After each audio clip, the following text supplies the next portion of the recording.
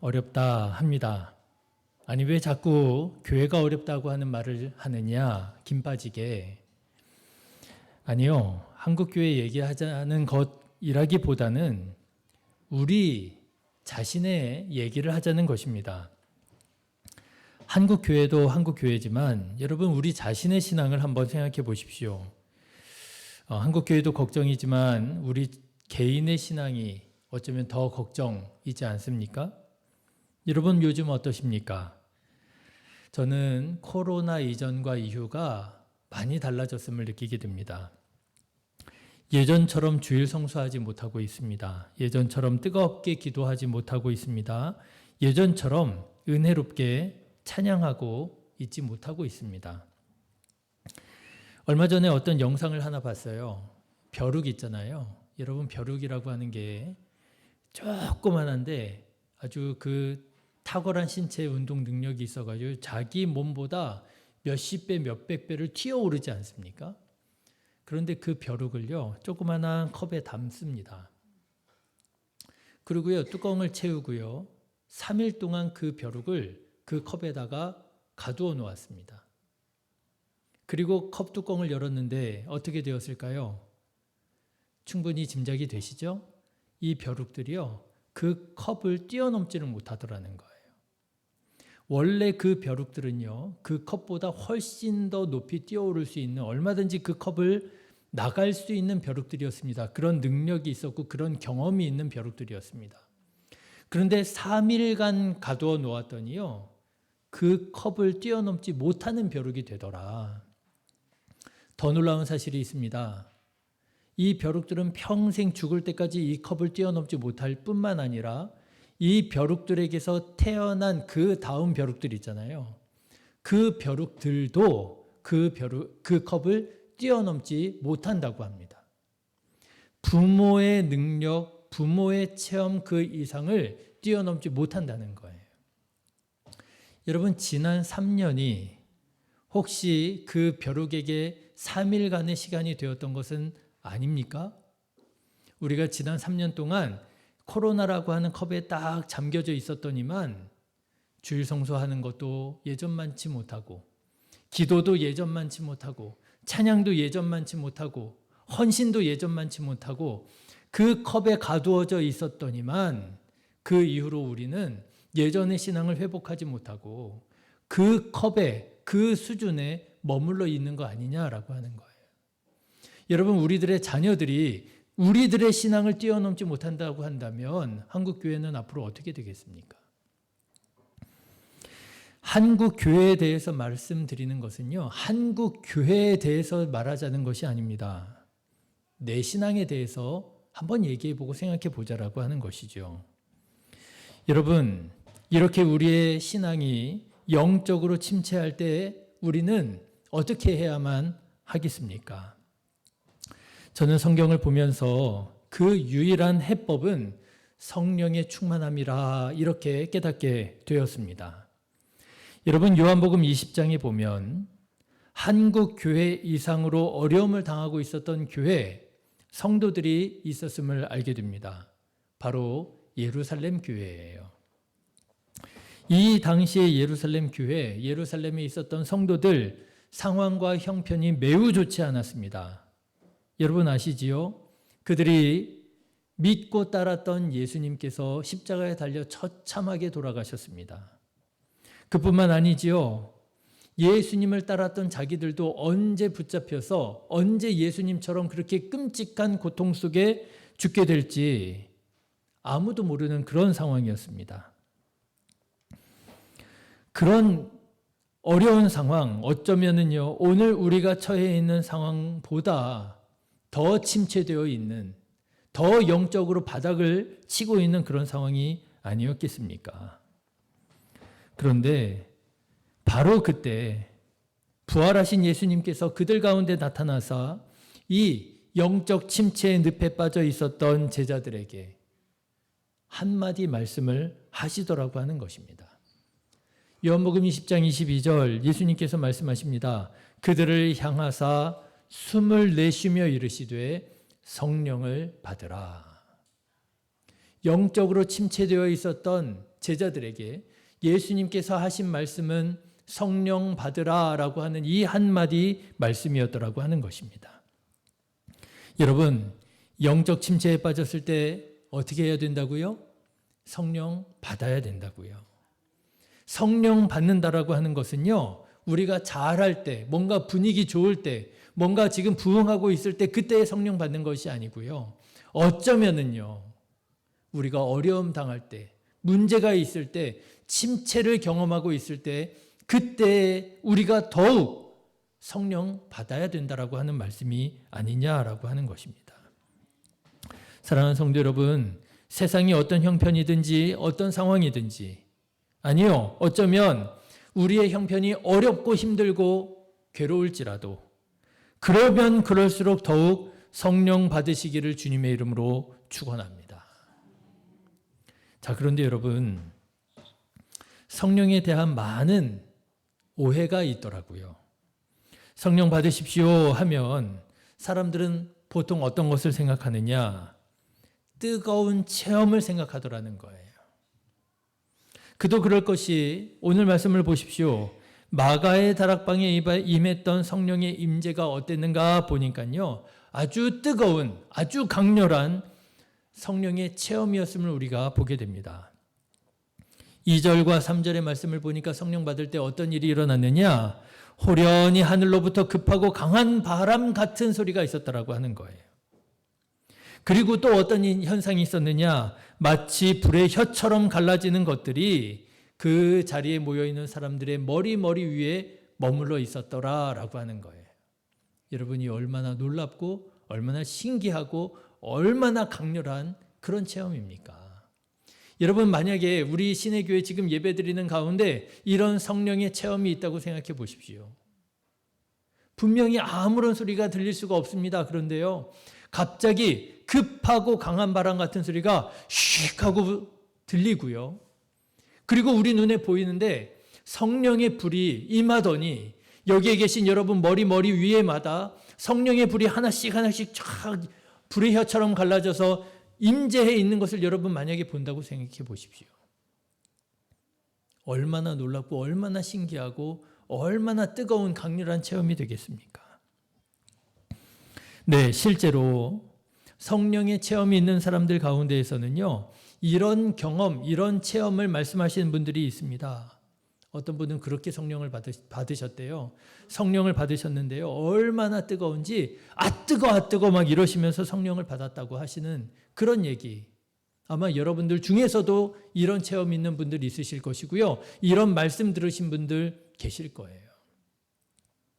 그런데 여러분, 저는 우리 성도님들이 이렇게 뜨거운 성령의 체험이 있으시기를 원하지만, 그럼에도 불구하고 우리가 반드시 알아야 할 사실이 있다 말씀드리고 싶습니다. 성령을 받을 때에 반드시 그렇게 뜨거운 체험으로만 받게 되느냐? 그건 아니라고 하는 거예요. 예수님께서 세례를 받으셨습니다.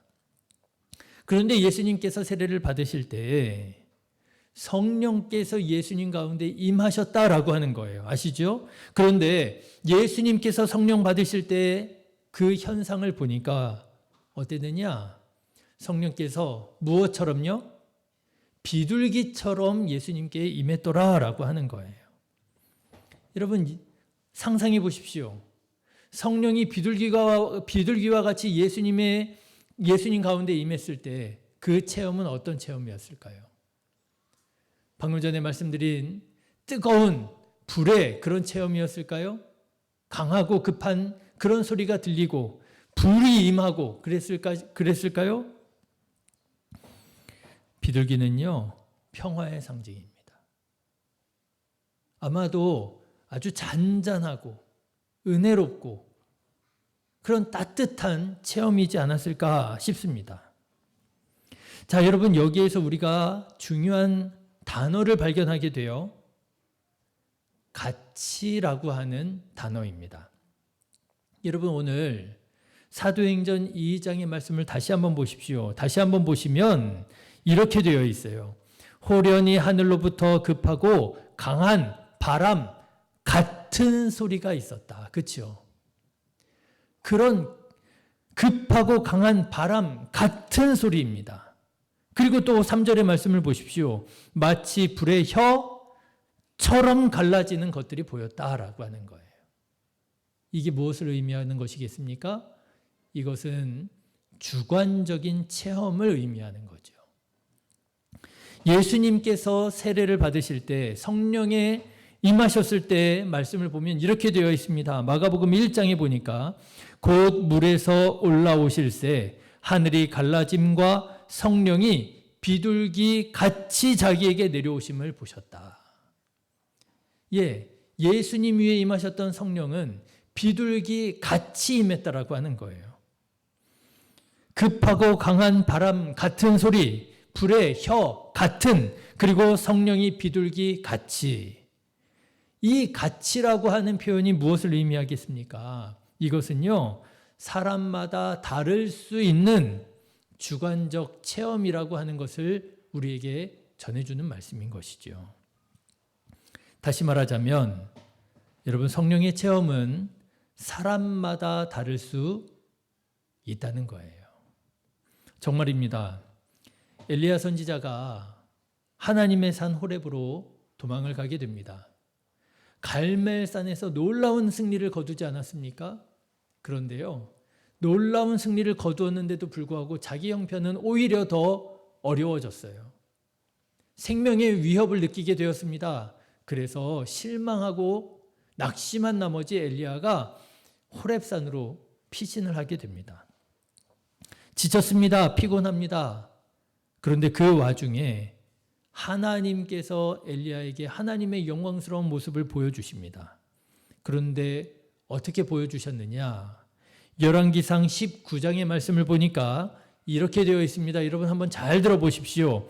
여호와께서 이르시되 너는 나가서 여호와 앞에서 산에 서라 하시더니 여호와께서 지나가시는데 여호와 앞에 크고 강한 바람이 산을 가르고 바위를 부수나 바람 가운데에 여호와께서 계시지 아니하시며 바람 후에 지진이 있으나 지진 가운데에도 여호와께서 계시지 아니하시며 또 지진 후에 불이 있으나 불 가운데에도 여호와께서 계시지 아니하더니 불 후에 세미한 소리가 있는지라. 여러분, 강한 바람 같은 소리가 있었대요. 무엇과 같습니까? 마가의 다락방에 임했던 성령의 바람과 비슷하지 않습니까?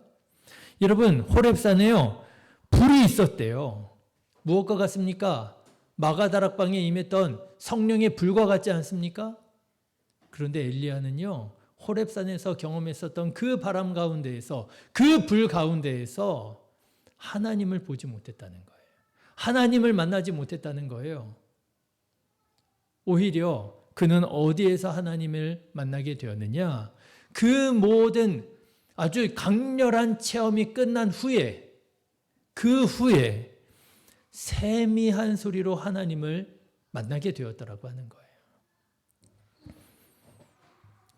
하나님께서 마치 마가의 다락방에 임하셨던 뜨거운 성령의 체험으로만 역사하시는 것이 아니라, 일하시는 것이 아니라 사람마다 그 만나는 체험이 다르고 그 마음이 다르더라고 하는 것입니다.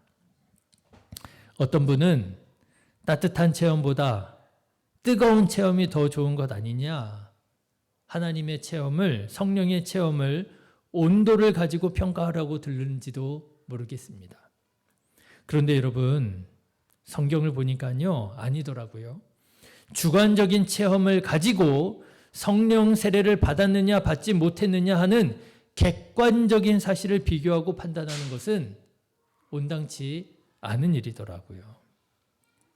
그러면 우리는 무엇을 가지고 성령 세례를 판단할 수 있느냐? 여러분, 성령 세례의 핵심은요, 예수님에 대한 바른 믿음의 고백입니다. 여러분, 고린도전서 12장 말씀 한번 찾아보십시오. 고린도전서 12장 3절입니다. 중요한 말씀인데요, 이 말씀 우리가 오늘 함께 읽고 또 기억할 수 있었으면 좋겠어요. 고린도전서 12장 3절 같이 읽어보실까요?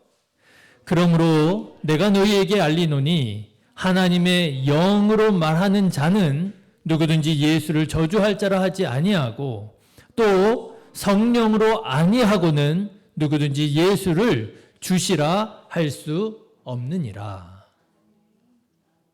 여러분, 성령을 받았고 받지 않았고 무엇을 가지고 판단할 수 있습니까? 우리들의 입술의 말로 판단할 수 있다는 거예요. 예수님을 주님이라고 고백할 수 있는 사람은 성령 받았다라고 하는 거예요. 누구도 예수님을 주님이라고 말한 성령으로가 아니라면 예수님을 주님이라고 고백할 수 없다라고 하는 거예요. 여러분, 예수님이 여러분의 주인 되심을 믿으십니까? 그러면 여러분 성령 받으신 줄로 믿으시기를 주님의 이름으로 축원합니다. 내 느낌과 내 체험이 중요한 게 아닙니다. 중요한 것은 내가 무엇을 말하고 있느냐가 중요한 거예요. 예수님께서 내 삶의 주님이라고, 예수님께서 나의 구원자라고, 예수가 그리스도시라고 고백한다면 여러분은 성령 받으신 줄로 믿으시기를 바랍니다. 풍삼초 하셨잖아요. 풍성한 삶으로의 초대. 여러분 풍삼초 1:1 성경 공부를 할 때면 맨 마지막에 하는 질문이 있습니다. 기억하시죠? 맨 마지막 질문, 제가 이 질문을 하는 것이 얼마나 중요한가 깨닫고요. 그 전에 하던 풍삼초 다시 다 정리하고 이제부터 다시 하겠습니다 하고 다시 한 적이 있었어요. 기억하시죠? 그 질문이 그렇게 중요하더라고요. 그 질문이 무엇이었습니까? 그래서 이제 당신은 지난 6주 동안 이 풍성한 삶의 초대를 6주간의 시간을 했는데 1:1로 교육을 받았는데 그래서 당신에게 예수님은 어떤 분이십니까? 이거였어요. 그래서 당신에게 예수님은 누구십니까? 그 질문에 예수님은 내 삶의 주님입니다. 이렇게 고백한 사람이 이제 믿음이 시작되는 것이라고요. 그렇죠?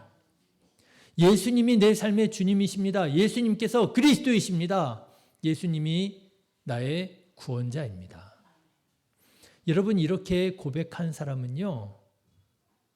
성령을 받으신 거예요.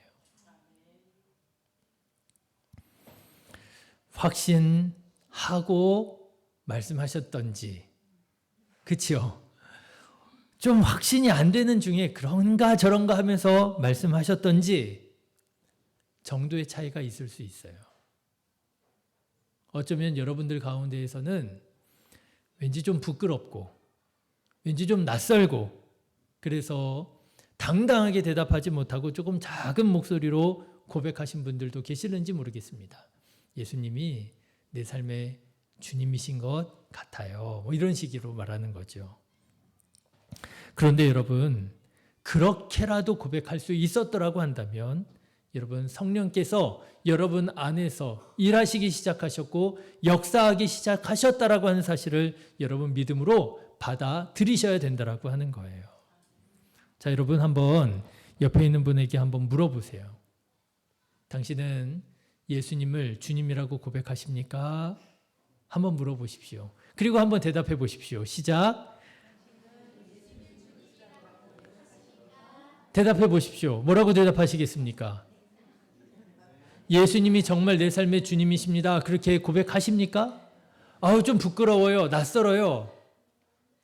그래도 그렇게 대답하실 수 있으십니까?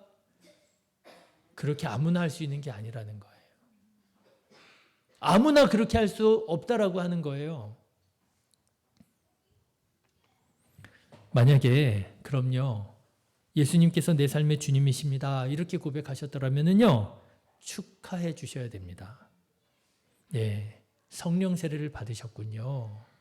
성령 세례 받으셨군요. 여러분 놀라운 사실 아닙니까? 뭔가 뜨거운 체험이 없어서 나는 성령 못 받은 줄 알았는데 이제 보니까 내가 성령 세례를 받은 것이었구나. 여러분 축하받아 마땅하신 거예요. 혹시 그런 분이 없기를 바라지만 신앙생활은 열심히 하는 것 같아요. 주일도 성수합니다. 기도도 열심히 합니다. 그런데요, 이게 안 나와요. 예수님이 내 삶의 주님이십니다. 이게 고백이 안 돼요. 그러면 여러분 축복해 주셔야 됩니다. 반드시 예수님을 주님이라고 고백하실 수 있기를 축복합니다. 그 고백이요, 그렇게 중요한 거예요. 여러분 받아들이십시오. 내가 성령 세례를 받은 사람이라고 하는 사실을 받아들이셔야 됩니다. 성령 세례는 주관적인 체험이 아니라 객관적인 고백이라고 하는 사실을 여러분 기억하시고 믿음으로 받아들이시기를 주님의 이름으로 축원합니다. 그런데 제가 아무리 이렇게 말씀을 드려도 여전히 왠지 아닌 것 같다 하는 그런 느낌을 가지고 있는 분들이 계실는지 모르겠어요. 왜요? 왜냐하면 내가 살아가는 게 그렇거든요. 여전히 나는 말씀에 순종하지 못하고, 여전히 나는 기도하지 못하고, 여전히 내 안에는 온갖 더러운 감정이 휘둘려 있고 성령 받은 사람 같지가 않은 거예요. 성령을 받았다면 내가 어떻게 이렇게 생각하고 이런 느낌을 가지고 이렇게 살아갈 수 있느냐. 내가 볼 때에는 내 느낌에 내 생각에는 나는 성령 세례 받지 못한 것 같다. 그런데 여러분 구분하셔야 됩니다. 성령 세례 받는 것과 성령의 충만함은 다른 거예요. 성령의 세례가 있고요. 성령의 충만함이 있습니다.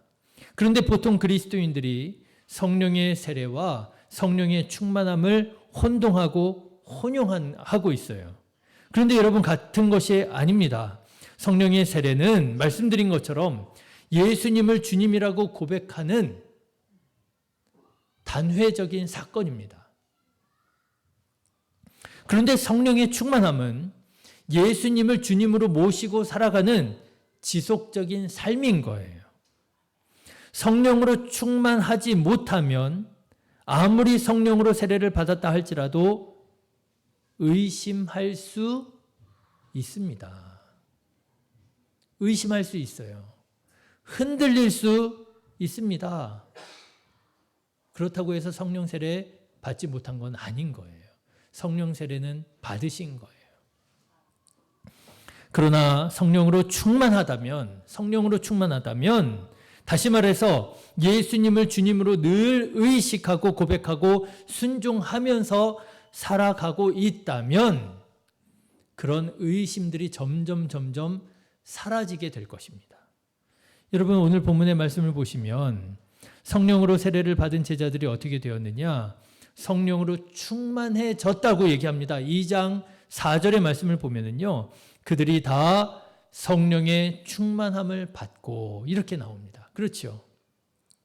성령의 충만함을 받았다는 거예요. 자, 그런데 여러분, 성령의 세례를 받는 것과 성령의 충만함을 받는 것의 표현이 다릅니다. 성령 세례를 받을 때에는 뭐라고 말했다고요? 뭐뭐 같이, 뭐뭐처럼 그랬잖아요. 급하고 강한 바람 같은 소리가 있었고요. 불의 혀처럼 갈라지는 것을 보았다 그랬잖아요. 주관적 체험이에요. 사람마다 다르게 체험될 수 있습니다. 그런데 여러분, 성령의 충만함은 어떻습니까? 성령의 충만함은요, 뭐뭐 같이, 뭐뭐처럼이라고 말하지 않아요. 성령의 충만함을 받았다라고 정확하고 분명하게 쓰여져 있어요. 그러면 성령으로 충만한 제자들은 어떤 모습을 보였느냐? 2장 4절의 말씀에 보니까 이렇게 했다는 거예요. 다 성령의 충만함을 받고 성령이 말하게 하심을 따라, 그렇죠? 성령이 말하게 하심을 따라 다른 언어들로 말하기를 시작했다는 거예요. 말이 변했다는 거예요. 여러분 어떤 말을 했을까요? 11절의 말씀을 한번 보십시오. 그레데인과 아라비아인들이라 우리가 다 우리의 각 언어로 무엇을 들었어요? 하나님의 큰 일을 말함을 듣는도다 그랬습니다. 말이 달라졌는데요. 말이 달라져서 하는 말이 무슨 말인가 보니까 하나님의 큰 일을 말하더라는 거예요. 사람의 말을 하는 게 아니고요.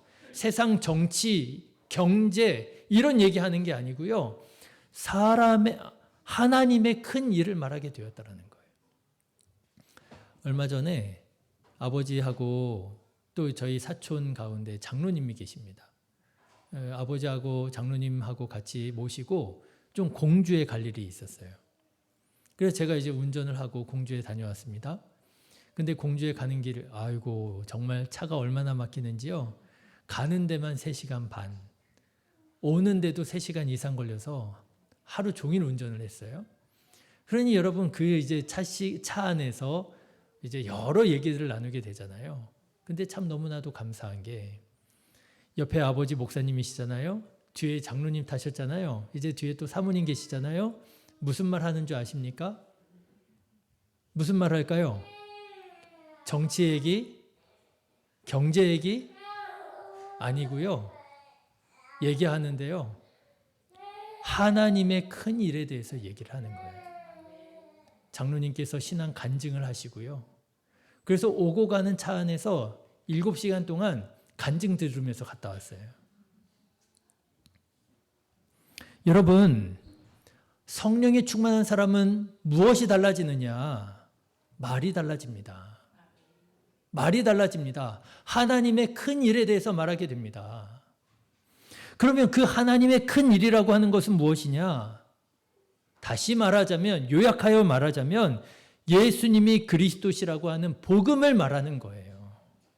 여러분 2장 38절의 말씀을 한번 보십시오. 성령에 충만한 베드로가 이런 말을 했다는 거예요. 같이 읽어보실까요? 38절 같이 읽겠습니다. 베드로가 이르되 너희가 회개하여 각각 예수 그리스도의 이름으로 세례를 받고 죄 사함을 받으라. 그리하면 성령의 선물을 받으리라. 그렇죠. 성령에 충만한 베드로가 뭘 말하는가 보니까요. 예수 그리스도의 이름으로 세례를 받으라고, 예수가 그리스도시라고 하는 것을 말하고 있더라고 하는 거예요. 여러분, 성령의 세례를 받는 게 뭐예요? 예수가 그리스도시라고 하는, 예수가 주라고 하는 사실을 믿음으로 고백하는 거예요. 그런데 그렇게 예수가 그리스도시라고 하는 사실을 믿음으로 고백하는 사람, 성령에 충만한 사람은 뭐가 달라져요? 말이 달라져요. 예수가 그리스도라고 하는 사실을 전하고 증거하는 사람이 되더라고 하는 거예요. 여러분, 이렇게 예수님이 주님이라고 하는 확신을 가진 사람은요, 믿음으로 고백하는 사람은요, 삶이 달라지는 거예요. 첫 번째로 말이 달라졌고요. 그리고 삶이 달라지는 거예요. 자기 중심적인 삶에서, 지금까지는 내가 주잖아요. 내가 왕이잖아요. 내 마음대로잖아요. 그런데 예수님이 주님이라고 고백하는 사람은, 예수님이 왕이시라고 고백하는 사람은 이제 더 이상 내 마음대로 살지 않는다는 거예요. 내 마음대로 말하지 않는다는 거예요. 내 마음대로 행하지 않는다는 거예요. 전에는 인간관계가 가장 소중했던 사람이에요. 그런데 예수님이 주님이 되시면서 이제는 인간관계보다 예수님과의 관계가 가장 중요한 사람이 되는 거예요. 전에는 일이 제일 중요한 사람이었어요. 그런데 예수님이 주님이 되는 순간 이제는 예수님께서 원하시는 일이 가장 중요한 일이 되는 거예요. 삶이 달라지는 거예요. 사랑하는 성도 여러분, 전에는 나의 꿈을 이루는 것이 최우선 목표였더라면 이제는 나의 주인 되신 예수님의 꿈, 하나님의 나라가 여러분 삶의 최우선 목표가 되시기를 주님의 이름으로 축원합니다. 성령 받으셔야 됩니다. 성령 충만하셔야 됩니다. 성령 받고 성령 충만하기 좋은 기회가 왔습니다. 오늘부터 시작되는 양주지방 웨슬리 기념 회심 집회예요. 그런데 여러분, 웨슬리 목사님이 회심할 때를 보니까요, 비슷한 점이 많아요. 웨슬리 목사님이 사역하셨던 대략 한 400년 전입니다. 영국 사회, 영국 교회, 영국 성도들은 교회적으로나 개인적으로나 침체되어 있었습니다. 어려운 상황이었습니다. 존 웨슬리 목사님 같은 경우는 미국에 선교하러 갔다가 선교에 실패하고 영국으로 돌아왔습니다. 그 마음이 처참했습니다. 복음을 전하러 갔는데 복음을 전하기는커녕 도망치듯 나와야 했기 때문에 그 마음은 무너져 있었습니다. 무너진 마음으로 침체된 심령으로 올더스 게이시라고 하는 거리를 걷고 있었습니다. 그런데 한 모라비안 교도라고 하는 한 분파의 교인들이 모여서 예배드리는 교회를 보게 됩니다. 아무 생각 없이 무작정 그 교회로 들어갑니다. 그래서 그 맨 뒷자리에 앉아서 이제 예배를 구경하고 있었습니다. 여러분 그럴 때 있죠. 마음이 무너질 때, 영적으로 침체되어 있을 때 무심코 그냥 교회에 와요. 안 갈 수 없으니까 와요. 왔기는 왔는데 도대체 뭘 하는지 잘 모르겠어요. 하나도 들어오는 게 없어요.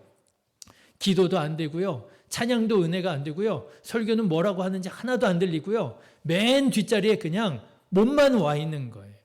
존 웨슬리 목사님이 아마도 그랬던 모양입니다. 그런데 마침 그 자리에 있었던 어떤 사람이 마틴 루터가 쓴 로마서 서문을 읽고 있는데 그 말씀이 존 웨슬리 목사님의 마음에 확 와닿게 되었습니다. 그런데 여러분, 존 웨슬리 목사님이 우리 감리교회를 만든 존 웨슬리 목사님이 성령을 체험할 때 그 체험은 어떤 체험인 줄 아십니까? 뜨거운 체험이 아니라 따뜻한 체험이었습니다. 존 웨슬리 목사님이 그 일기장에다 이렇게 써요. I felt my heart strangely warmed 라고 씁니다. 나는 느꼈습니다. 내 심장이 이상하게 warm, 따뜻해지는 걸 느꼈습니다. 따뜻해지더라는 거예요. 여러분 예배 드리다가 마음이 따뜻해지는 경험 있으시지요? 여러분 기도하다가 마음이 따뜻해지는 경험 있으시지요? 찬양하다가 마음이 따뜻해지는 경험이 있으시지요? 그게 뭐예요? 그게 성령께서 일하시는 거예요. 장로님이 뒤에서 그런 말씀하시더라고요. 첫 번째 생각은 하나님이 주시는 생각이고, 두 번째 생각은 자기 생각이고, 세 번째 생각은 누구 생각이에요? 사탄의 생각이잖아요. 그렇잖아요. 장로님이 그러시더라고요. 그렇죠? 여러분 예배 드리시다 보면 첫 번째 생각, 이상하게 마음이 따뜻해지는 그럴 때가 있으시죠? 그게 뭐예요? 존 웨슬리 목사님이 경험하셨던 성령의 체험이었던 거예요. 여러분 찬양을 할 때, 기도할 때, 예배를 드릴 때, 말씀 들을 때 왠지 내 마음이 이상하게 따뜻해짐을 느낀다면 그렇구나, 성령께서 내 안에서 일하고 계시는구나, 믿음으로 받아들이십시오. 그리고 나서 웨슬리 목사님이 그 마음을 잃어버리지 않고, 많은 사람들이 그 마음을 잃어버리잖아요. 아유, 그냥 뭐 내가 조금 감동받았나 보다. 오늘 교회학교 예배를 드리는데 제가 오늘 본문을 가지고 아이들에게 얘기했거든요. 성령께서 너희 안에 계시는 거야. 성령께서 너희 안에서 일하셔. 너희가 거짓말하고 나쁜 말하고 이상한 행동하잖아. 그러면 성령께서 너희 안에 마음을 주셔. 너 그런 말하면 안 되잖아. 너 그런 행동하면 안 되잖아. 하나님께서 그런 마음 주신다고. 그랬는데요. 앞에 있었던 제 아들 신원이가 눈이 빨개지면서 울먹울먹 하는 거예요. 초등학교 3학년짜리가 그 말씀에 뭔가 감동이 있었던 모양이에요. 그게 뭐예요? 그게 성령께서 역사하시는 거예요. 존 웨슬리 목사님은 그 이상하게 따뜻해진 그 마음을 잃어버리지 않았습니다. 그 마음을 붙잡았습니다. 그 마음을 놓치지 않았습니다. 그 마음 붙잡고 기도하고 그 마음 붙잡고 순종하고 그랬을 때 감리교 운동이 일어나게 되었고요. 고아원을 세우고요. 병원을 세우고요. 학교를 세우고요. 속회를 조직하고요. 사람들의 삶이 변화되기 시작했고요. 영국 사회가 변화되게 되었던 것입니다. 여러분은 어떤 체험을 하시게 될는지 모르겠습니다. 여러분은 어떤 체험을 하셨는지 모르겠습니다. 어떤 분은 뜨거운 불을 체험하셨을는지도 모르겠고요. 어떤 분은 강한 바람을 체험하셨을는지도 모르겠습니다. 아니요, 어떤 분은 그런 강렬한 체험은 아닐지라도 예수님이 체험하셨던 것처럼 비둘기 같은 체험을 체험하셨을는지도 모르겠습니다. 그러나 그 체험이 어떤 체험이든지 간에 여러분 성령 받으시고 그 성령 받은 마음 놓치지 마시고 성령 충만함으로 나아가시기를 주님의 이름으로 축원합니다. 얼마 전에 저희 집에서 아이들과 함께 그런 얘기를 나누었습니다. 저희 첫째하고 둘째가 이제 중학생이 됐잖아요. 불러다가 앉혀놓고 기도하라고 그랬어요. 기도해라. 방언의 은사를 달라고 기도해라. 왜 그렇습니까? 사도 바울이 그랬잖아요. 방언 말하기를 원한다 그랬잖아요. 그래서 신의 신하한테 그랬어요. 방언으로 기도하기를 사모하는 마음을 가지고 기도해라. 그리고 오늘 교회학교 아이들한테도 똑같이 권면했습니다. 얘들아, 기도해라. 방언으로 기도할 수 있기를 위해서 기도해라. 그러면서 제가 팁을 2개를 주었어요. 첫 번째 팁은 우리 어른 성도님들 가운데 기도 뜨겁게 열심히 하시는 성도님들, 방언으로 기도하시는 분들 봤다가 그 성도님들 옆에서 같이 기도하라고. 그러면 방언 받기 더 쉬울지 모르다고. 그리고 2번째는요. 2번째 팁을 주었는데요. 2번째 팁이 뭐였죠? 11시 예배 같이 드리라고. 그래서 여러분 어쩌면 이제 교회 학교 아이들이 11시 예배에 같이 예배 드릴 수 있어요. 바랍니다. 아이들이 그거 잃어버리지 않고 할 수 있기를 바라요. 근데 여러분 혹시 여러분 옆에 교회 학교 아이가 와가지고 예배를 드린다면, 기도한다면 여러분 축복하는 마음으로 더 기도해 주시기를 바라요. 그리고 만약에 그런 시간이 된다면 그때에는 여러분 방언으로 기도하시면서 우리 교회학교 아이들이 성령의 은사로 기도하고 체험할 수 있도록 여러분 위해서 함께 기도해 주시기를 바랍니다. 그 체험이 어떤 것이든지 간에 우리 신의교회 성령으로 충만한 교회 되어서 예수님이 주님 되시는 경건하고 거룩한 교회로 지어져 가게 되시기를 주님의 이름으로 축원합니다. 기도하겠습니다. 좋으신 예수님, 우리 신의교회가 더욱 영적으로 예민해져서 뜨겁게 기도하고 성령으로 충만하여 하나님의 나라를 모든 사람들에게 보이는 거룩한 주님의 교회 되게 하여 주시옵소서. 예수님의 이름으로 기도드렸습니다. 아멘. 이 시간은 성가대